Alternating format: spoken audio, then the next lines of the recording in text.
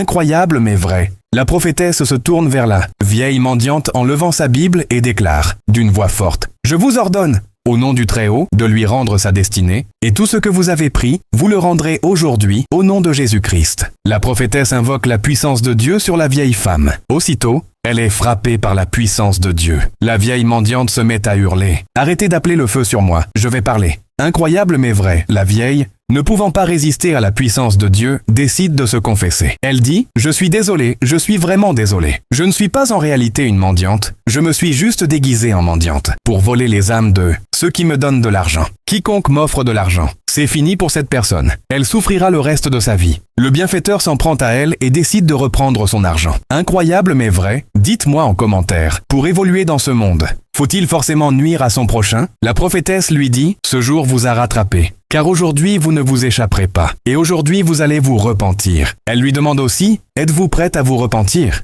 Elle répond « Il n'y a pas d'argent dans cela. Si je me repens, je ne pourrai plus conduire les belles voitures de ce monde. J'ai un manoir dans l'autre monde. » La prophétesse lui demande « Pouvez-vous rendre toutes les destinées que vous avez volées ?» Elle répond « Non, je peux seulement prendre, je ne peux pas rendre. » La prophétesse dit alors « Voilà où vos pouvoirs sont limités. Vous pouvez seulement prendre, mais pas donner. Mais Jésus-Christ donne tout. » Elle se tourne vers elle et lui demande « Êtes-vous prête à accepter Jésus comme votre Seigneur et Sauveur personnel ?» Avec un peu d'hésitation, elle finit par accepter. La prophétesse lui demande de répéter une prière après elle. « Mon Dieu, je me donne à toi dès aujourd'hui et pour toujours. Je me rends totalement à toi et je te demande la grâce de ne pas retourner à mes péchés. Toi, qui suis également cette vidéo, il n'est pas trop tard pour reprendre Dieu comme tout dans ta vie. Si tu es prêt, manifeste-toi en laissant un commentaire. » La prophétesse se tourne enfin et prie, aussi pour le monsieur afin que Dieu restaure sa destinée. Chers frères et sœurs, c'est une prière que j'adresse à vous tous, chers frères et sœurs. Que le Seigneur vous bénisse et vous protège toujours. Je prie pour toi que ta destinée soit restaurée et que la lumière divine éclaire chacun de tes pas.